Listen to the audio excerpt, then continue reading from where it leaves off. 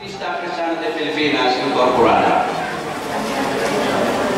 Bago dumating ang mga Kastila, o bota po, ayaw na Benedictine TV yan.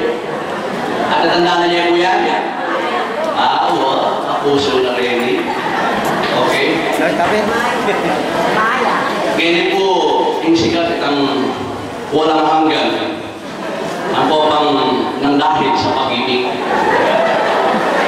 Okay? Ang pamilya na yung manitan eh. Then po kayong babaylan, ang minunang medium, bago po minatagyan yun. Pero ang gagawin po, aking ko rin babaylan ng sentro. Totoo po ita? Ang gagawin at wala po rin minunang medium, awas ang babaylan. Uring itang pupisang makaral, sumulong. Ilapin po rin babaylan. Ang mga babaylan, sinaunang medium, tunay sa mundo ng mga tao at mundo ng mga espiritu bago dumating ang mga Kastila, may mataas na katayuan sa lipunang kadatuan. Okay. Ang Pilipinas ay naging kolonya ng Espanya sa loob ng 333 years. Sa panahon ito, Katolisismo ang umiiral sa kultura, pag-iisip at espiritual na buhay ng mga Pilipino. Siya kung ba nakatamo po ng Kastila at may kitatlundalan na banwa. At kaya kung panahon nito, ang instrumentura kong ginamit mo naman para sa kubandero ng bansang Pilipinas, ang relihiyon, akarela ng Diyos kinakamo, ang Katolisismo. Iya po ang limiran at kultura, pag-iisip, espiritual sa buhay ng mga Pilipino. Ang gagawin rin ang kultura marini, ang gagawin rin ang pamisi marini, at sula po kaya tamo. Uling muli na po ng Kastila, kami nawa, ang Pilipino. Bakit? Di kultura min-introduce na kaya tamo. Fiesta, daon, malendo, panutang me, bubuti ka sa paypalem, kaysa nang muna yung pagtawagin fiesta. Ay ba't mo minumol, tama yung niyamutang.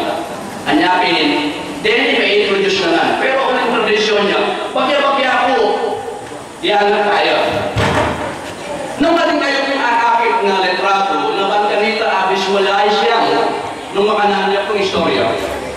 Okay?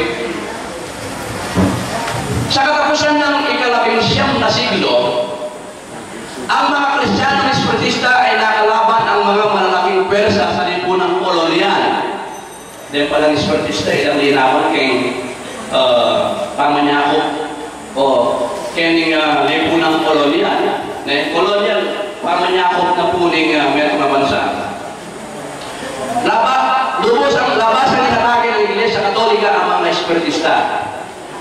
Noong 1856, ipinagbawal ng Santo Papa Pius IX ang mediumidad at dineklarang heresiya, iskandaloso at labag sa mga kostumbre.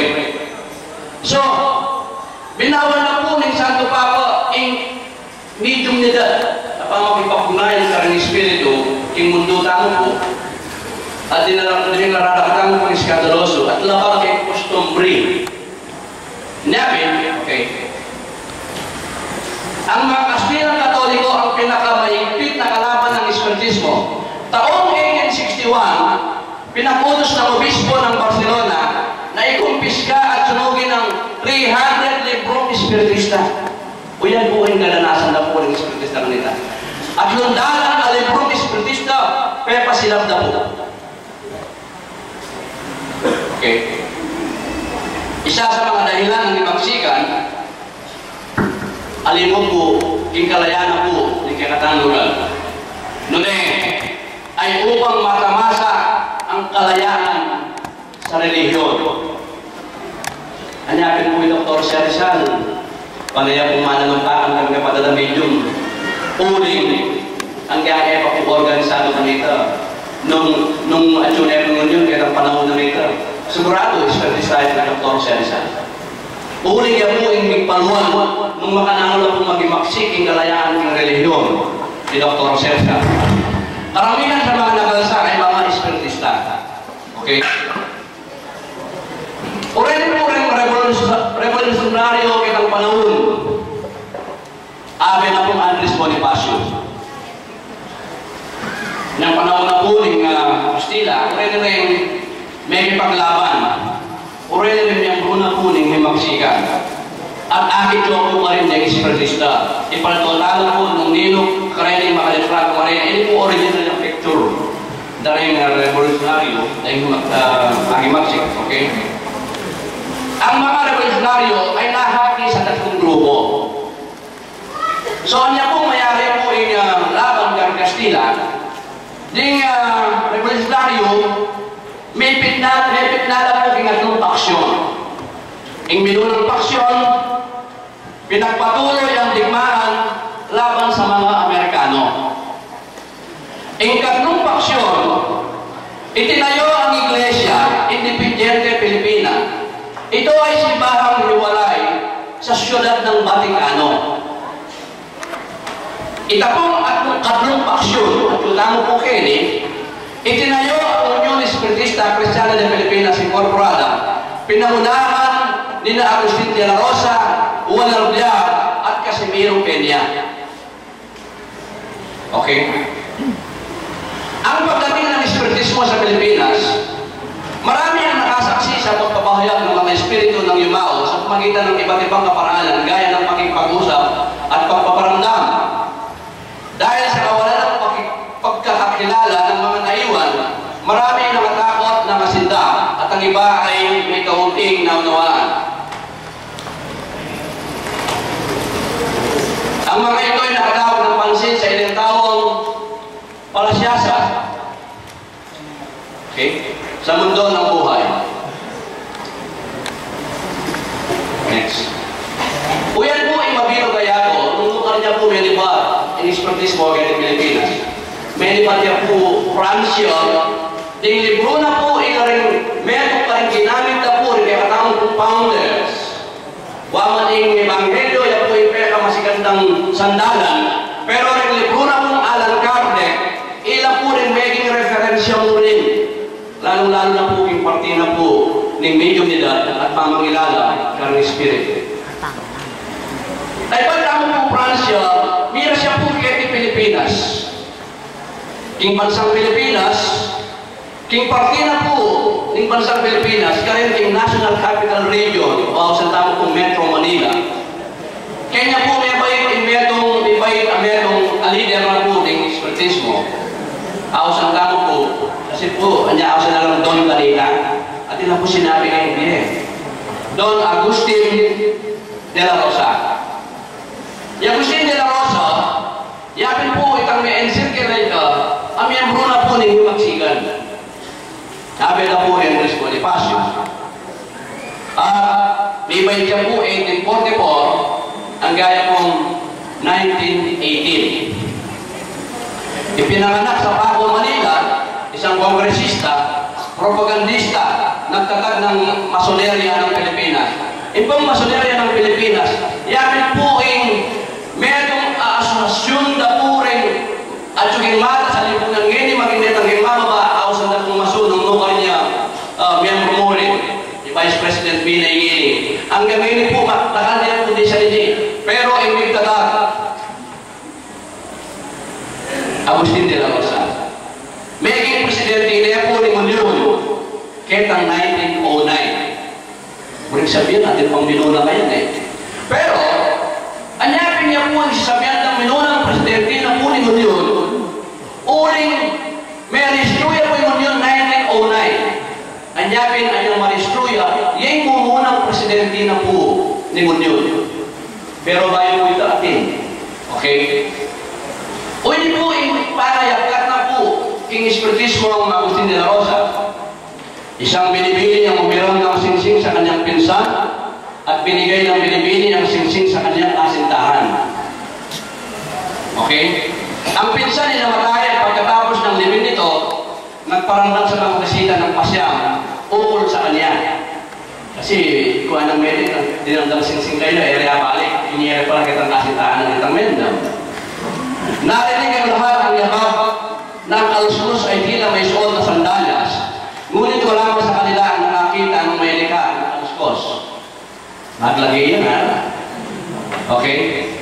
Lahat ay nagsipagdasal. Umuwi ang Binibini at sa kanyang pagtulog ay may narinig na bulong.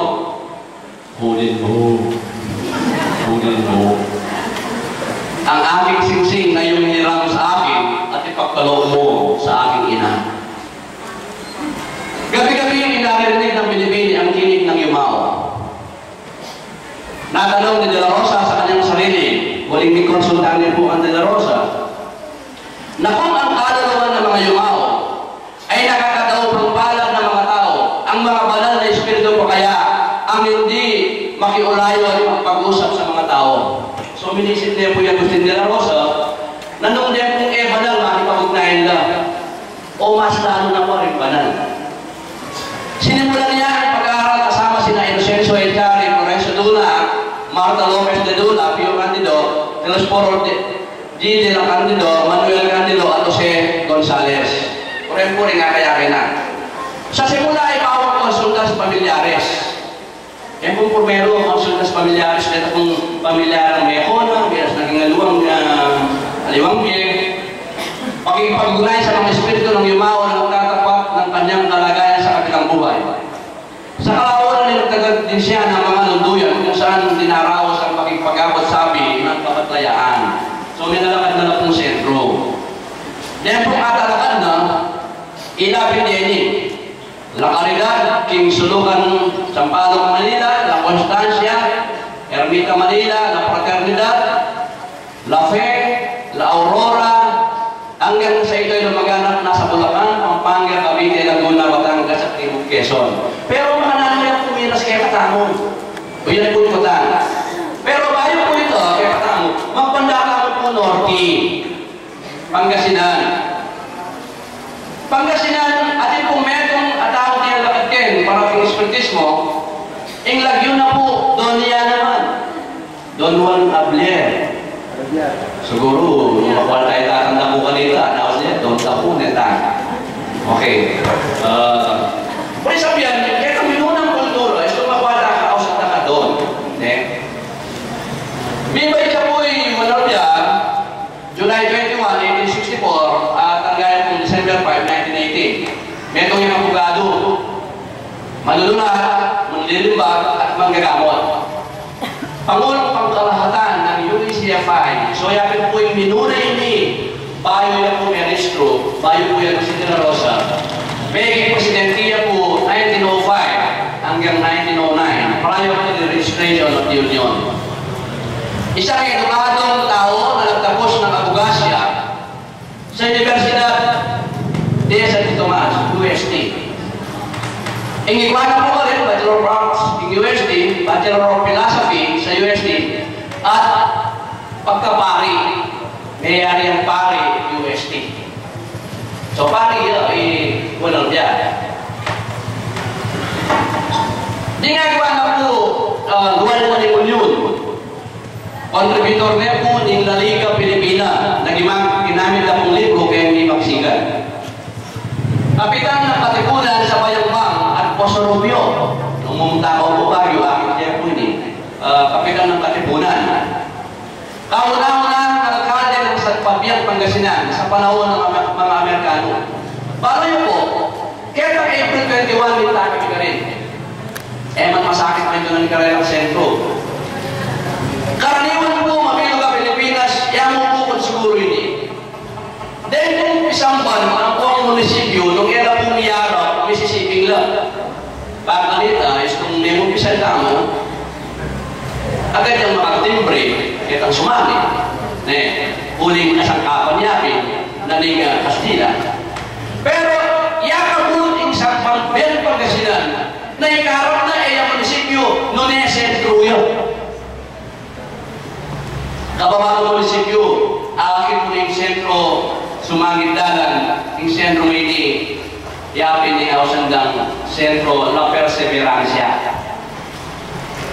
Di nga gawa na po, may kongresista niya ng tatlong distrito Pangasinan. Pangunahing nagpanukala ng batas para maitatag ang University of the Philippines. Iya yung mumunang panukala bilang kongresista keng UP. Eh, nabiro-biro kapatid. Pangunahin ng pagkakala ng batas para maitatag ang PGH o Ausandang kong Philippine General Hospital. Gobernador ng Pangasinan at pagpapagawa ng Kapitolyo kung lalawigan ng Pangasinan, nagtatag ng Jose Rizal College. Puren-puring credentials ng Juan Rodea. Isa siyang mananulat sa pahayagan ng Katipunan na Independensya noong panahon ng Imagsikan sa ilalim ng pending na Jail of Del Alexis. Sinulat niya ang pinakaunang libro ng Unyon na pinamagatang Antique Doctrina Espiritista na nakasulat sa magkahalong Espanyol, Tagalog at Pangansinense. O yan po ay Pangaris Luna po. Yan po kaya katamo kong reform na at yun na kayong libro. Okay. Puren po rin sinulat na. Okay. Taong 1901, sa gabay ng Espiritu Santo, iniing mo muna ang diling sentro. May talakad niya po ang Sentro de Perseverancia 1901. Nagigit niya po ka rin 110 anniversary. Running for 111 anniversary.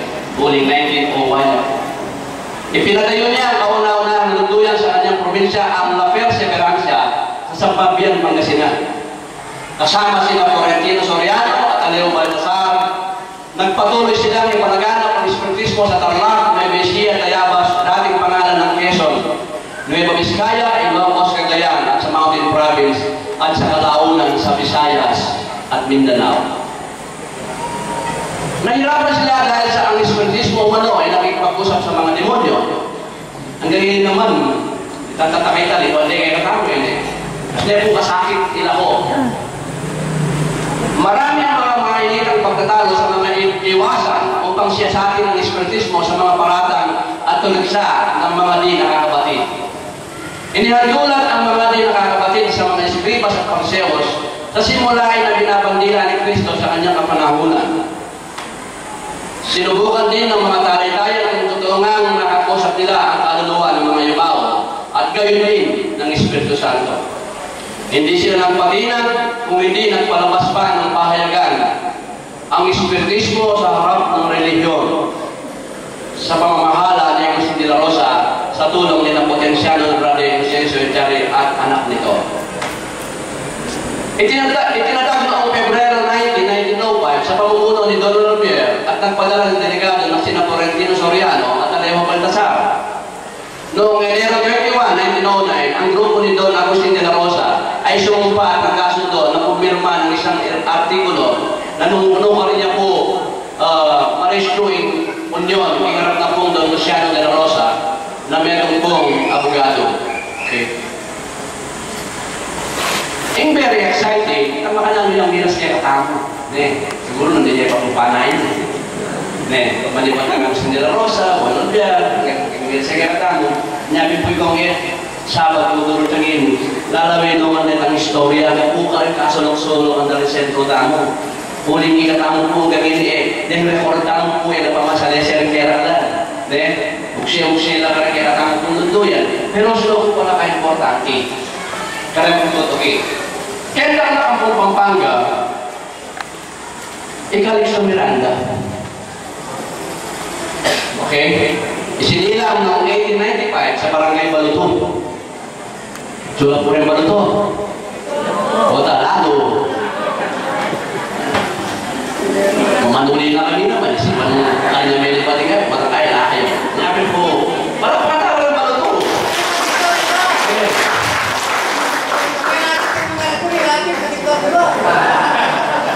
Nag-aral sa Concepcion Elementary School at nagpunta ng Maynila kung saan siya isang working student.